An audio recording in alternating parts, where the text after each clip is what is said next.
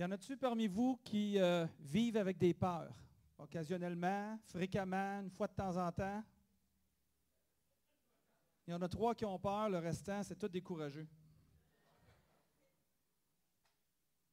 Comment gérer la peur? Comment trouver le courage d'affronter la vie avec nos peurs? On va parler de ça ce matin. On débute une nouvelle série de messages, comme on a vu dans l'introduction. Et cette série s'appelle « Ben voyons donc ». Ben voyons donc.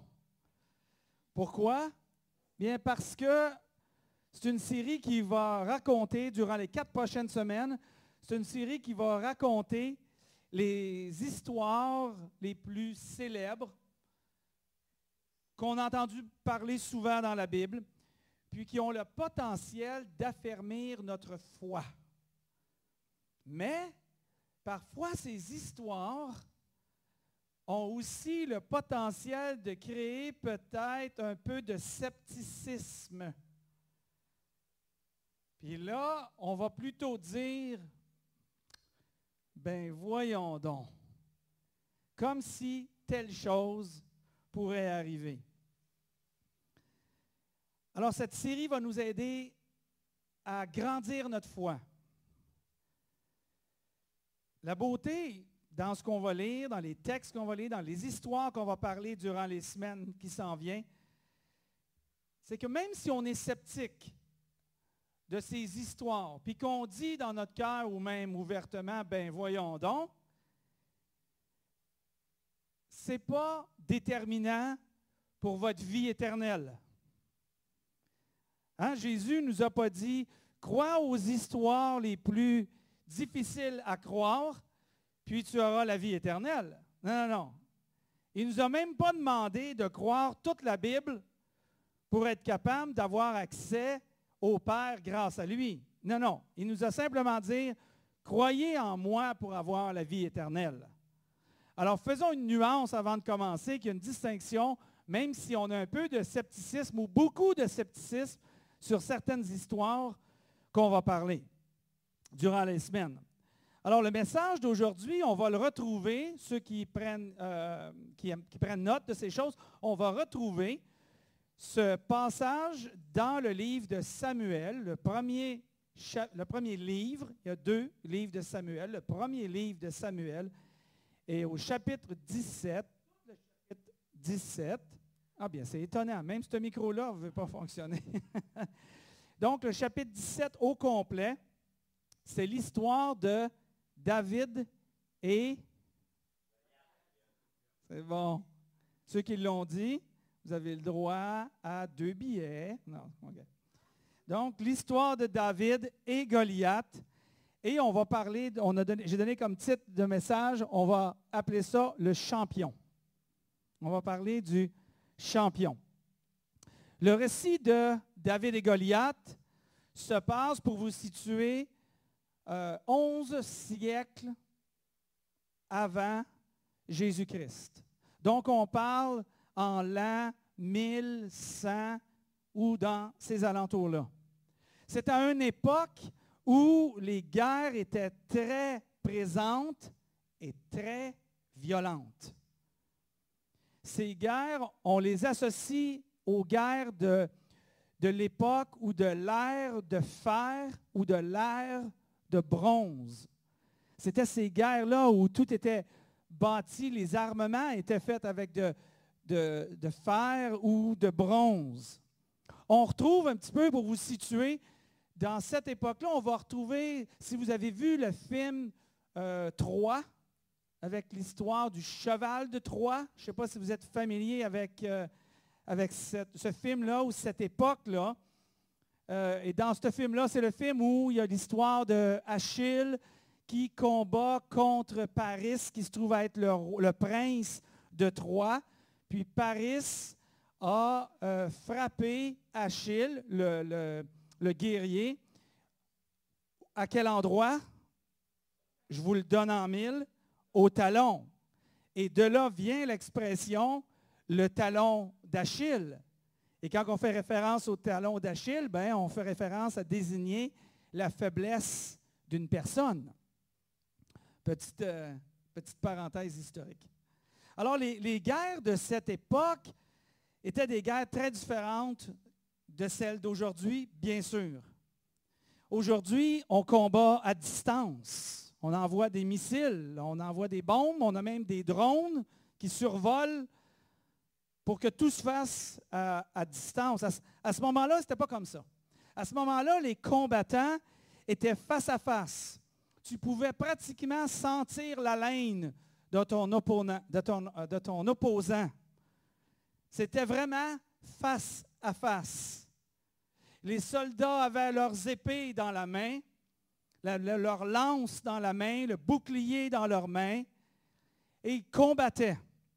Combattaient, jusqu'à temps que l'énergie, la force n'était plus là. Combattaient jusqu'à un point où les blessures, qui n'étaient même pas capables de réaliser parfois qu'ils étaient blessés, les jetaient à terre. Durant ces guerres, il y a beaucoup qui mouraient sur le champ, mais il y a beaucoup de gens aussi qui mouraient par la suite à cause des différentes infections de leurs blessures. Après la bataille, les gens retournaient dans leur campement et là, ils étaient complètement couverts de sang. Une partie peut-être était leur sang, une autre partie était le sang des opposants. Lorsque tu combattais, ton frère d'armes était à côté de toi. Mais tu comptais sur lui. Tu comptais pour lui pour qu'il combatte parce que à toi seul, tu aurais beaucoup de soldats qui seraient contre toi.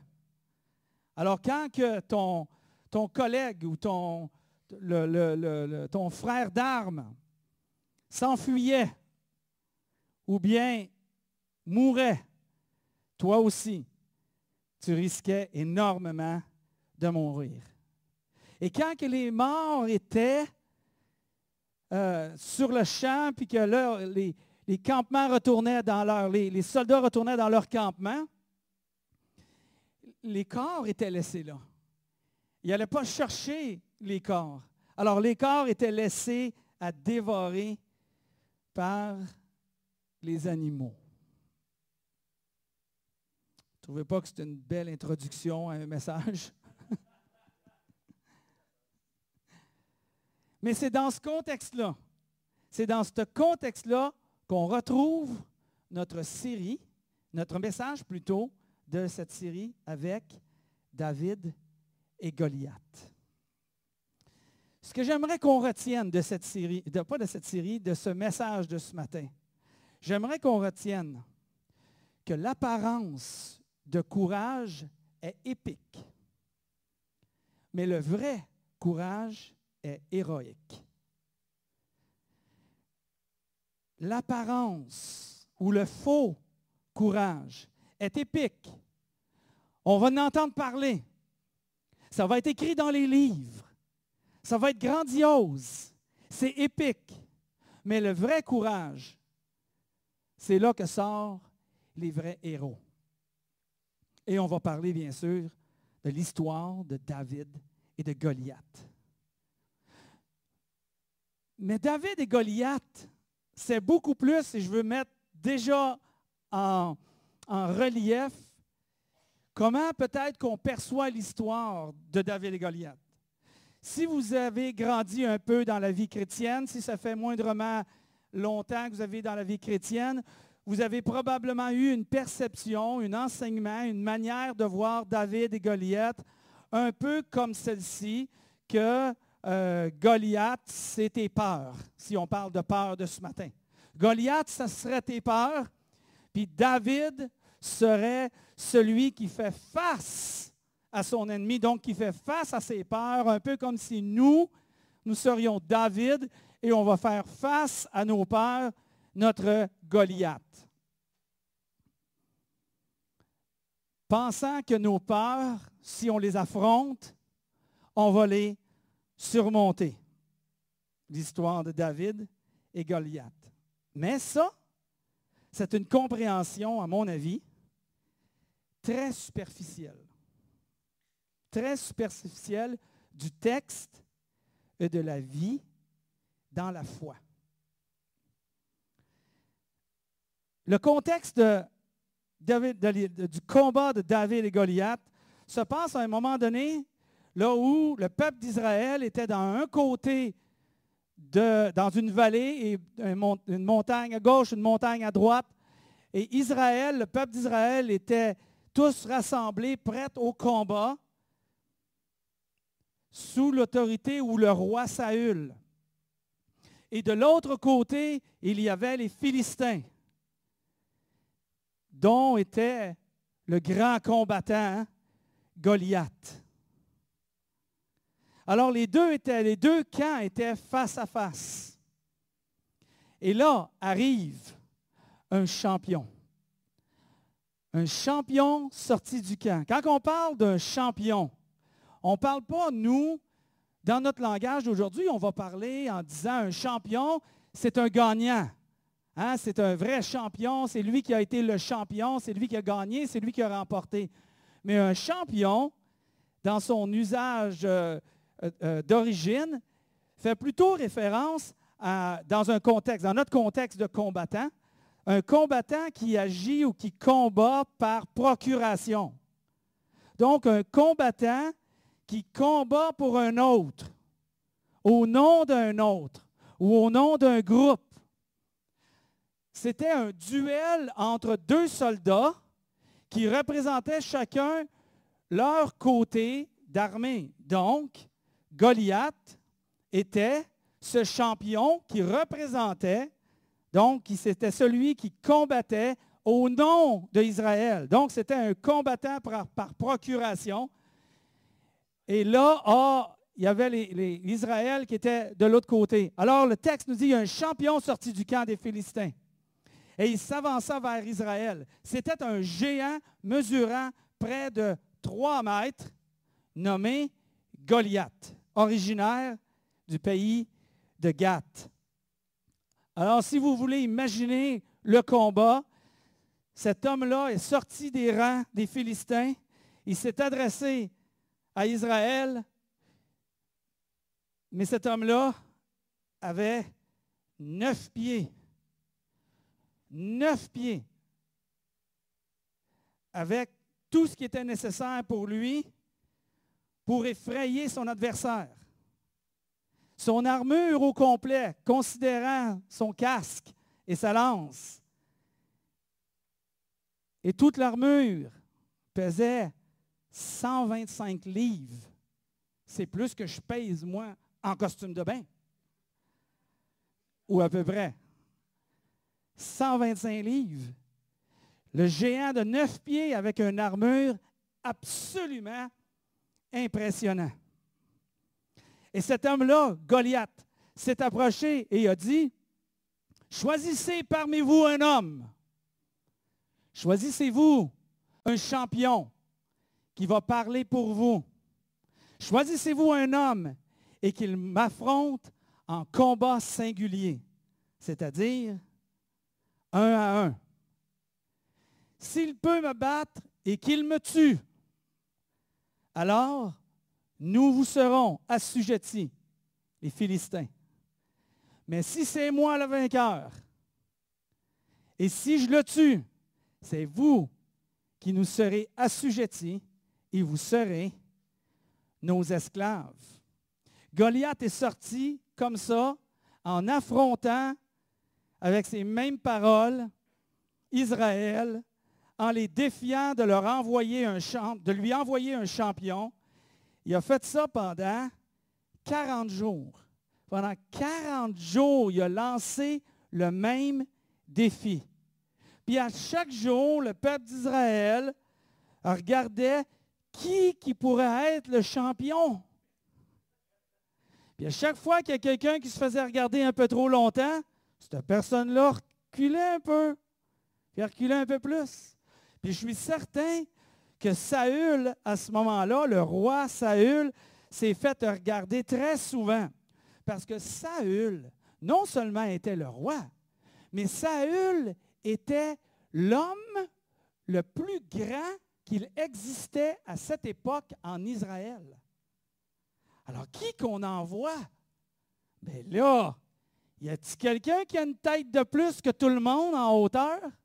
Oui, il y avait Saül, mais le roi Saül, il avait peur, exact. Il avait peur de rencontrer son ennemi.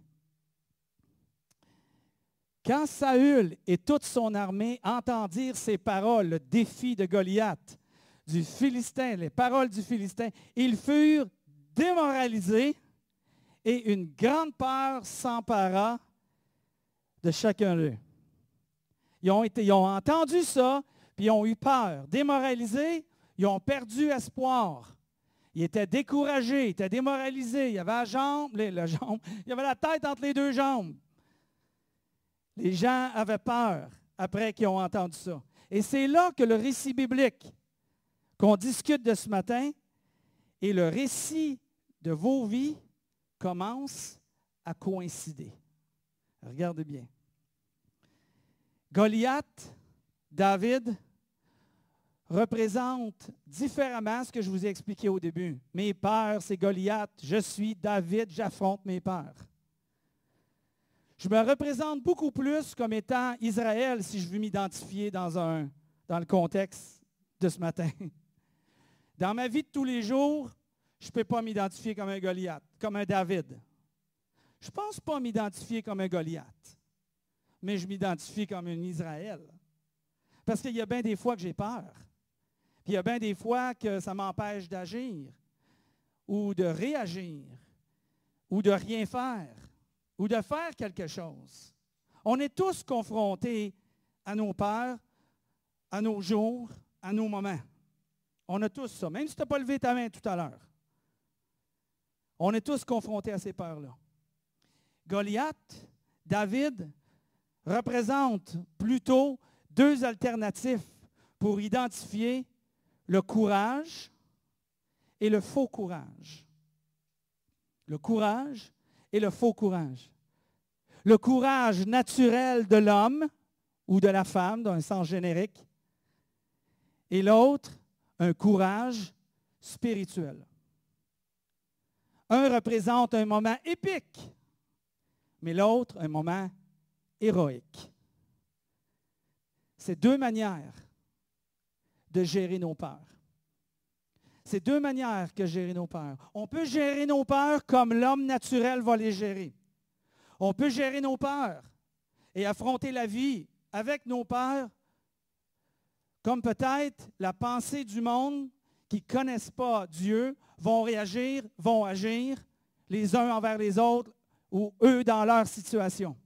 Ou bien, on peut apprendre à gérer nos peurs et à faire face à la vie d'une manière spirituelle quand on a le privilège d'entendre les paroles qui viennent de Dieu et qui nous enseignent comment gérer nos peurs de façon à gérer nos peurs puis être courageux comme le Seigneur nous enseigne de l'être et comme lui, il l'a été pour chacun d'entre nous. Deux manières de gérer nos peurs. On va revenir là-dessus. David. David continue. L'histoire nous ramène à ce moment-là que David avait été envoyé par son père, Isaïe, pour aller. David, lui, était un jeune homme, quinzaine d'années. Il avait 15 ans à ce moment-là. Puis son père avait envoyé David au champ de bataille pour apporter de la nourriture à 3 de ses frères. Il était une famille de 8 enfants. Puis 3 de ses frères étaient soldats dans l'armée du roi Saül. Alors David a été envoyé sur le champ de bataille pour aller porter la nourriture à ses frères à ce moment-là. Puis quand il s'est rendu sur place, il a entendu à ce moment-là le roi, pas le roi, mais Goliath qui est sorti, parce que comme je vous ai dit, à tous les jours, il sortait pour relancer le défi à Israël de lui envoyer un champion. Alors David entend ça. David entend qu'il y a un homme qui sort puis qui affronte le Dieu d'Israël, puis Israël, puis il dit, voyons donc, c'est quoi cette chose-là? Puis il entend ça de nouveau. Puis là, il commence à s'informer, c'est quoi l'histoire, qu'est-ce qui se passe avec ça? Des soldats de l'armée d'Israël ont commencé à dire, si on trouve un champion, si on trouve un champion, si on trouve quelqu'un, bien, le roi va être très généreux avec lui.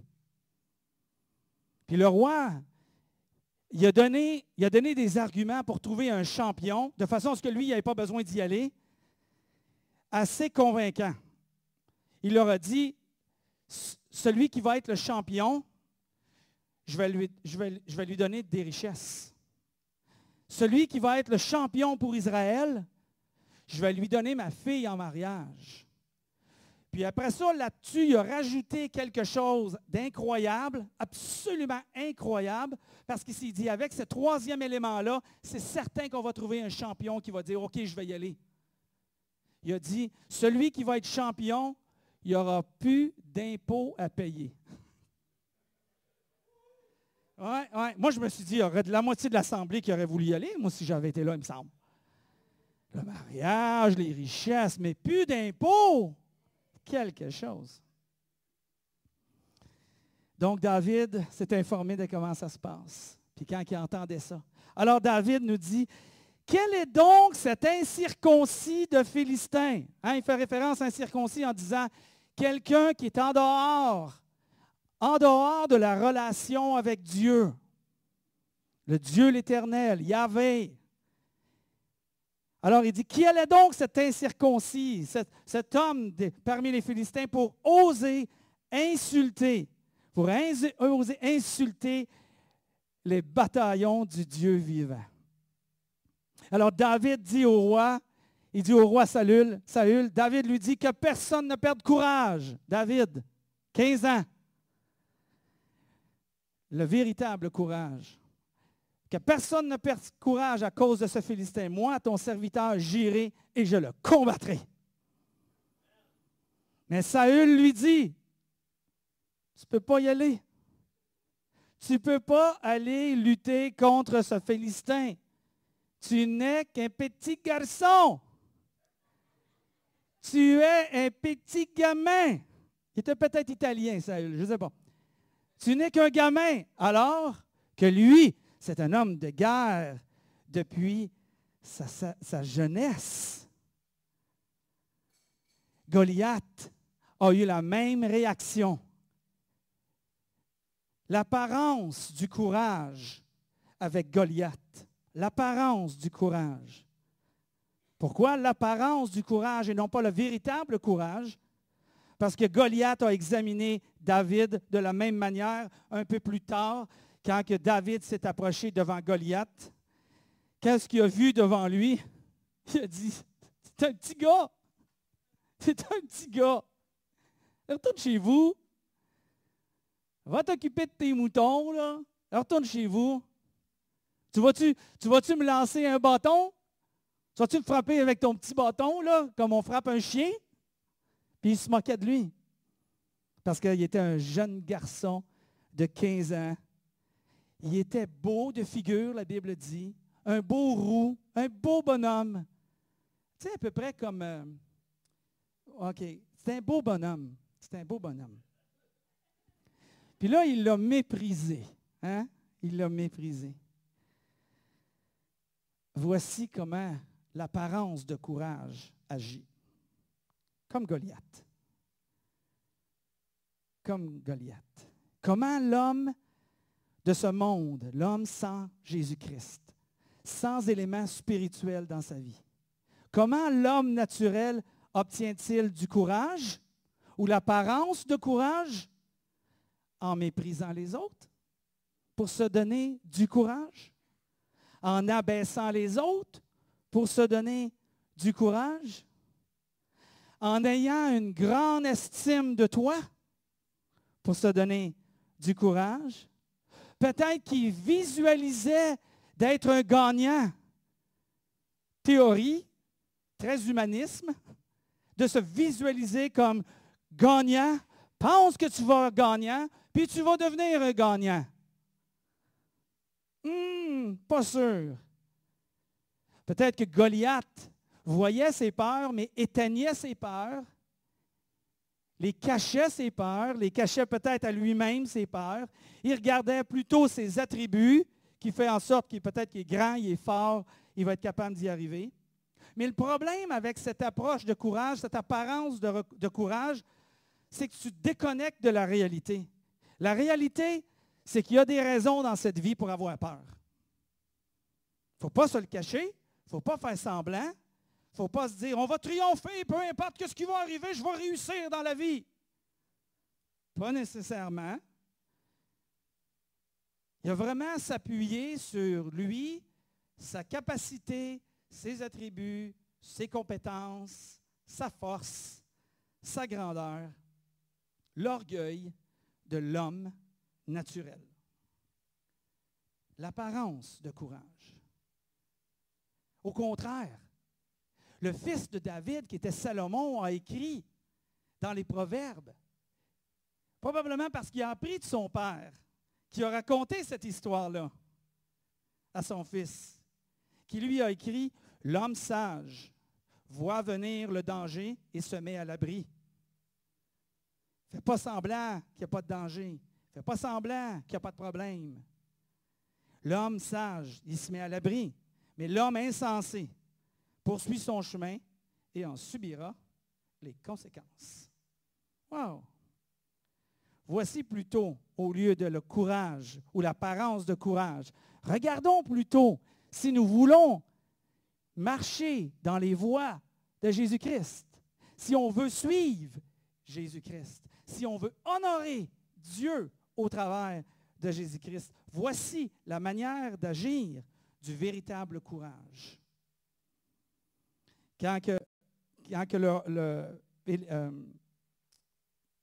Goliath s'est moqué de lui parce qu'il était un gamin, un jeune, David a répondu. À quoi David répondit? Tu marches contre moi avec l'épée, la lance et le javelot, et moi je marche contre toi au nom de l'Éternel, le Seigneur des armées célestes, le Dieu des batailles d'Israël, que tu as insulté.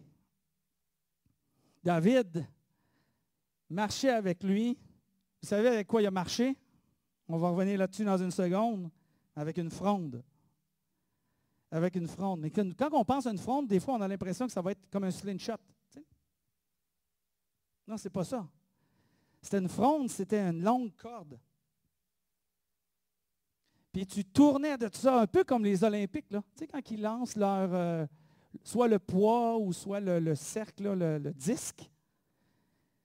Quand la personne faisait ça, puis elle envoyait la pierre, une pierre qui pouvait être de 3 pouces par 3 pouces, souvent pointue, quand il l'envoyait, ça rentrait, cette affaire-là, à 100 000 à l'heure. Pas une expression, là. Littéralement, 100 000 à l'heure. Puis là, ça rentrait. Puis plus tu étais proche, plus l'impact était profond. Et c'est ça que David avait comme arme. Mais le véritable courage ici de David n'est pas de prendre les choses en main puis dénoncer les insultes. C'est pas ça, là. Le véritable courage, on le comprend quand on voit Jésus au travers du comportement de David. Les motifs de David, au nom de l'Éternel. Quand on comprend ça, on a déjà une idée de l'attitude de qu'est-ce que celui qui agit avec le véritable courage. Le modèle de David, comparativement à celui de Goliath, n'était pas « je suis petit, mais je suis capable ». Hein? C'était pas « j'ai de la force » ou « j'ai de l'agilité, je suis petit, je suis vite ». Je me déplace vite. C'était pas ça. C'était pas non plus j'ai de l'expérience parce que j'ai sauvé les moutons, mes moutons, que David dit, de l'attaque du lion ou de l'ours, puis je les ai tués à main nue. Non. Le modèle de David est celui qui, comme Jésus, quand on comprend ce que Jésus a fait, le modèle de David était celui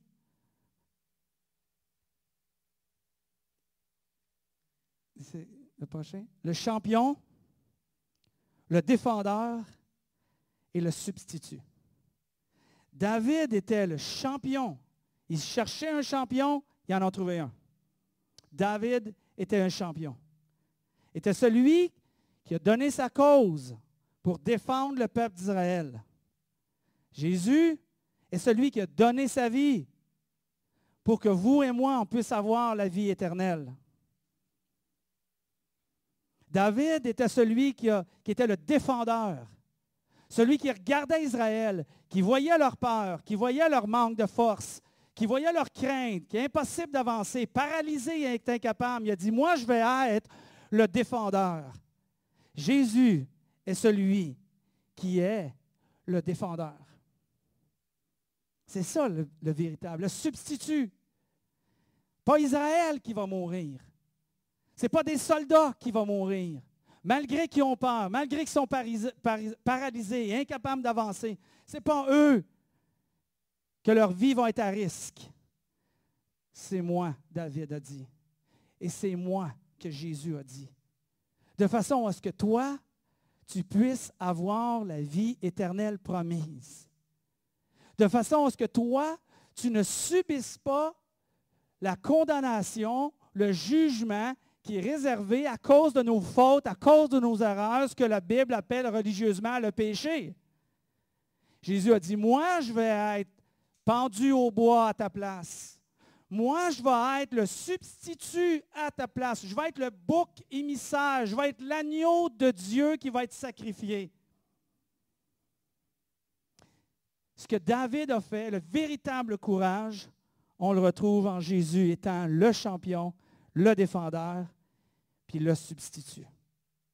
Le substitut, le représentant à qui la victoire de tout le peuple lui est attribuée. C'est ce que Jésus a fait pour chacun d'entre nous. David a répondu là-dessus, il dit, l'Éternel, aujourd'hui même l'Éternel me donnera la victoire sur toi. Je t'abattrai, je te couperai la tête. Et avant ce soir, je donnerai les cadavres des soldats philistins à manger aux oiseaux du ciel et aux bêtes sauvages de la terre. Alors, toute la terre saura qu'Israël a un Dieu. David était là pour sauver le peuple. Et il l'a fait avec une assurance parce qu'il savait que Dieu, le Père, était avec lui de même manière que Jésus savait qu'en donnant sa vie sur la croix, ça satisferait son Père et que toute personne qui croirait en Jésus-Christ aurait la promesse de la vie éternelle. Il est devenu justement celui qui a donné sa vie, comme David vient de faire.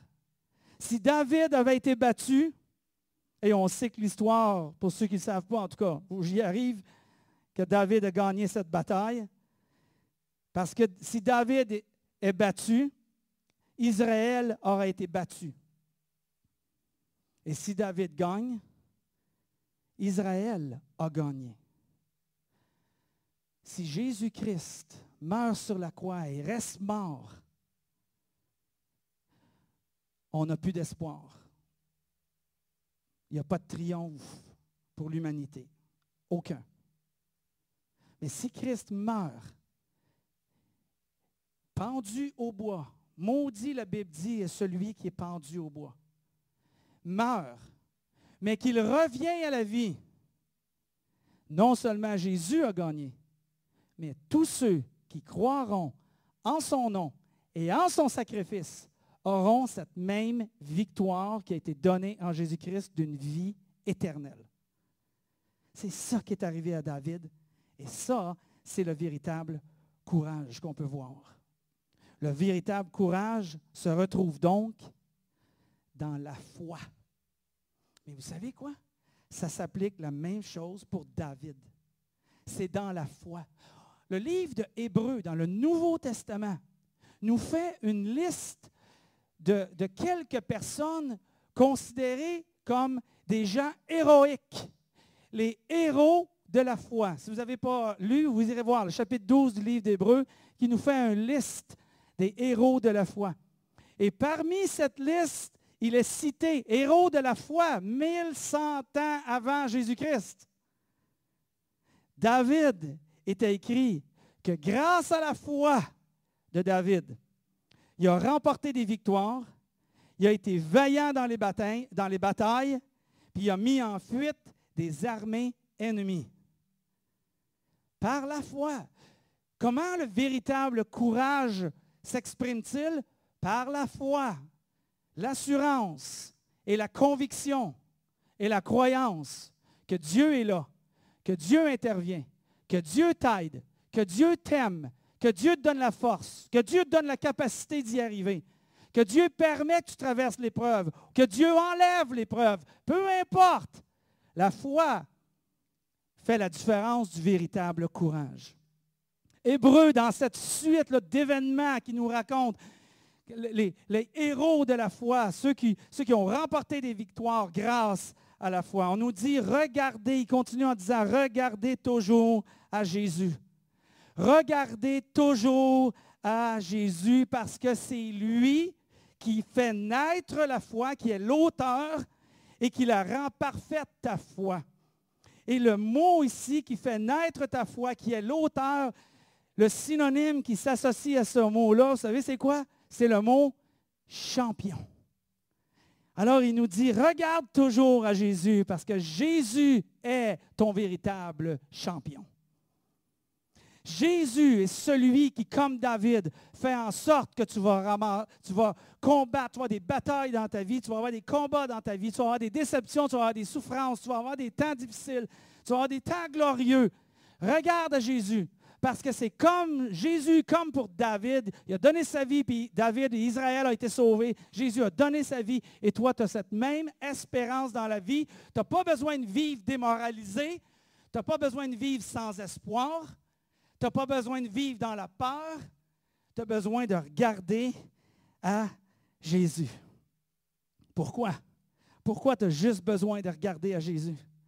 Parce que le texte nous dit que le véritable courage n'est pas dans l'absence de peur, mais dans la présence de la joie à venir.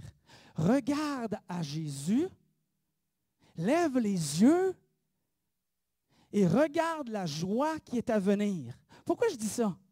Pourquoi c'est le véritable sens du courage n'est pas l'absence de la peur? Parce qu'on va avoir des peurs pareilles, mais plutôt la présence de la joie à venir. Le savoir que la joie est à venir. Parce qu'il y a un des textes d'Hébreux qui continue dans cette lignée que je viens de vous parler, qui nous parle que Jésus a accepté de mourir sur une croix sans avoir honte. Il a accepté de mourir sur une croix sans avoir honte. Comment il a pu arriver à accepter de mourir sur une croix? Comment il a accepté de vivre cette souffrance? Comment est-ce qu'il a accepté de vivre le rejet comme il a vécu? Comment tu peux arriver à vivre ça puis garder espoir? Comment tu peux arriver à vivre ça puis que ça console tes peurs, tes craintes, tes inquiétudes, tes soucis, ton scepticisme? Comment tu peux arriver à faire ça? Le texte continue en disant que Jésus a accepté de mourir sur une croix sans avoir honte parce qu'en effet, il voyait d'avance la joie qu'il allait recevoir. Il voyait d'avance la joie qu'il allait recevoir. Quand on veut avoir du véritable courage dans notre vie, regarde pas juste aux circonstances de ta vie en disant que c'est la fin de toute chose, ou regarder à toi comme étant celui qui est capable ou pas capable d'y arriver. Lève les yeux, regarde à Jésus, mais regarde aussi que la circonstance que tu vis n'est pas la fin de toute chose.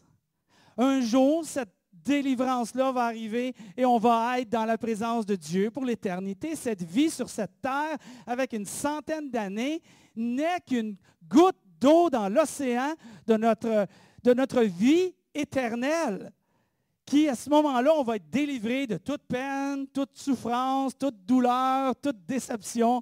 Regarde la joie qui s'en vient. Regardons, ne soyons pas comment je dirais, attirés comme un aimant aux situations qu'on vit comme si c'était la fin de toute chose. Ou si on n'a pas les compétences pour y arriver, ou on n'a pas l'expérience pour y arriver, comme si c'était la fin de toute chose. Non. Jésus, lui, a accepté cette souffrance-là, ce rejet, ces coups-là, les coups de fouet qu'il a reçus, les crucifixions, puis la manière qu'il a réussi à passer au travers de ça, le courage lui venait du fait qu'il il voyait d'avance la joie qui s'en vient. Vois-tu la joie qui s'en vient dans ton épreuve? Vois-tu ce qui s'en vient? Est-ce que tu suis Jésus-Christ jour après jour, depuis 40 ans, depuis 30 ans, 20 ans, 15 ans, parce que tu sais qu'à un moment donné, tu vas fermer les yeux pour cette vie. Et vous savez quoi?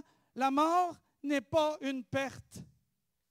Christ est ma vie, mourir est un gain. Hein? Oui, Christ est ma vie, mourir est un gain. Wow! Ça, c'est le véritable courage que je nous invite à avoir dans notre vie. Puis de se rappeler qu'on peut réagir, l'homme naturel. Je suis fort, je suis capable, je vais réussir, j'ai de l'argent, j'ai de l'expérience, puis s'appuyer là-dessus. Ou bien on peut faire comme David, puis marcher dans la foi, puis dire, mon substitut est Jésus-Christ, mon sauveur est Jésus-Christ, mon rédempteur est Jésus-Christ, mon champion est Jésus-Christ. Vous savez, le véritable courage est plus grand que les situations temporaires qu'on voit devant nous. Et lorsqu'on comprend ça, oui, j'inviterai le groupe à venir sur la scène. Et lorsqu'on comprend ça, on s'inquiète beaucoup moins avec les choses qui ne fonctionnent pas bien dans notre vie.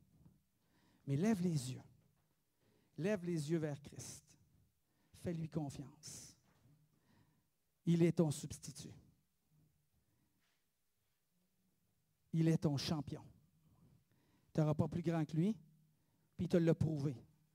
Il a donné sa vie, mais il est revenu.